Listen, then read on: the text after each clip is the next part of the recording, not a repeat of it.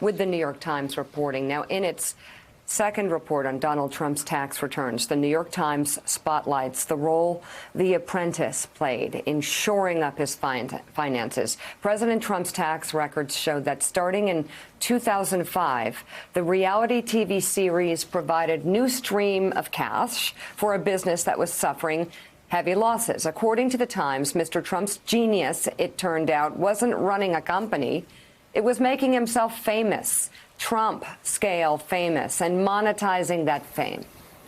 And while the returns showed that he earned some $197 million directly from The Apprentice over 16 years, roughly in line with what he has claimed, they also reveal that an additional $230 million flowed from the fame associated with it. Trump parlayed the show's big ratings into sponsorship deals for Domino's Pizza and laundry detergent, among others. The Times writes, there were 7-figure licensing deals with hotel builders, some with murky backgrounds in former Soviet republics and other developing countries. And there were schemes that exploited misplaced trust in the TV version of Mr. Trump, who off-camera peddled worthless, get-rich-quick seminars. Success from The Apprentice led to taxable income for the president for the first time in years. He made so much that over 3 years he paid a total of $70.1 million in income taxes, later refunded with interest, via an aggressive accounting maneuver now under audit. The Times writes, responding to the article, White House spokesman Judd Deere called it, quote, yet another politically motivated hit piece full of inaccurate smears appearing before a presidential debate.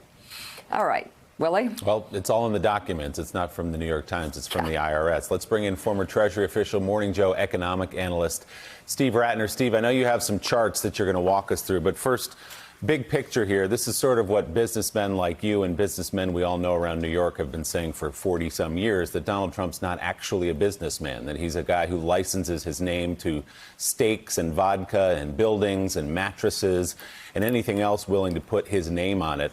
What is this latest New York Times piece just posting overnight? What does it tell you? I think it illustrates the point that was being made a minute ago, that Donald Trump is not so much a businessman, a guy who operates businesses and runs businesses, but a guy who promotes himself and makes his money off of his name, his image, his personality, and so forth. And of course, the fact that he went bankrupt multiple times in the 90s helps you understand what a bad businessman he is.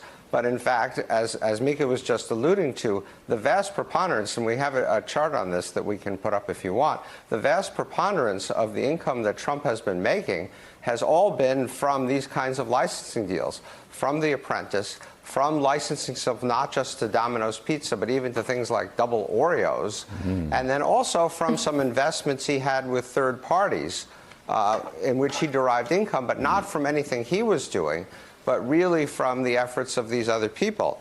And so when you add them all up, you can see that there's about $600 million or more that he earned from these sources. But meanwhile, from his own business, from the businesses he actually ran, he was losing $175 million. So in fact, Donald Trump, the great businessman, the guy who was going to run America like he ran a business, I hope not, turns out to have been a pretty bad businessman after all. And now, as you say, he's facing $400 million of personal loans that are coming due shortly. He potentially owes the IRS another $100 million. We may find out that Donald Trump isn't a billionaire at all. Well, you look at these numbers, it's hard to see how he actually is a billionaire. And Claire McCaskill, not only that, but these tax documents also show that he's actually not failed colossally once. He's done it twice. He got $400 million in the equivalent of a day's money from his father. He blew that. His businesses went bankrupt. He just completely collapsed financially in the early 90s.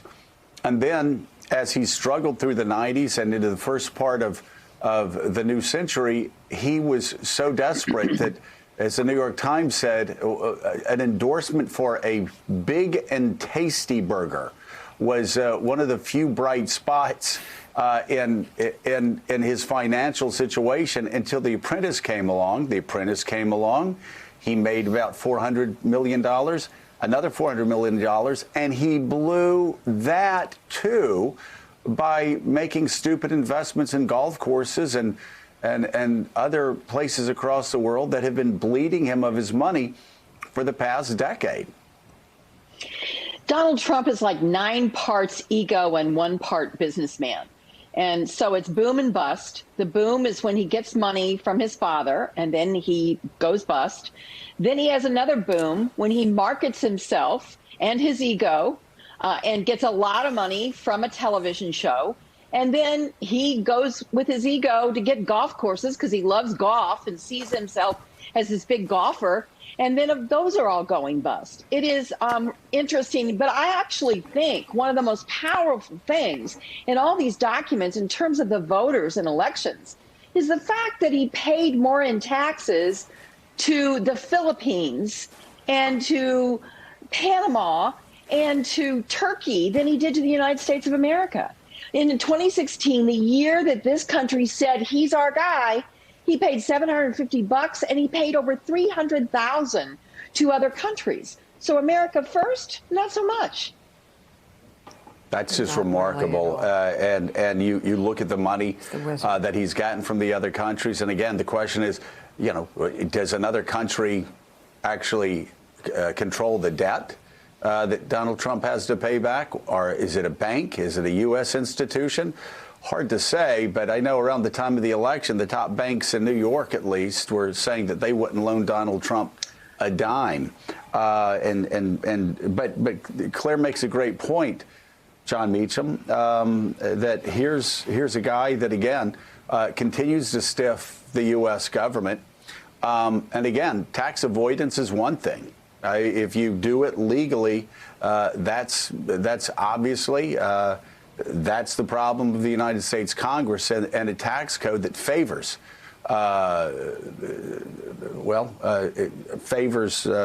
unfortunately, the billionaires that can do this. But this looks like tax evasion. And Donald Trump, more importantly, looks like a snake oil salesman. And while the United States of America across 240 years have had quite a few famous snake oil salesmen, none of them ever landed in the White House. Thanks for checking out MSNBC on YouTube, and make sure you subscribe to stay up to date on the day's biggest stories. And you can click on any of the videos around us to watch more from Morning Joe and MSNBC. Thanks so much for watching.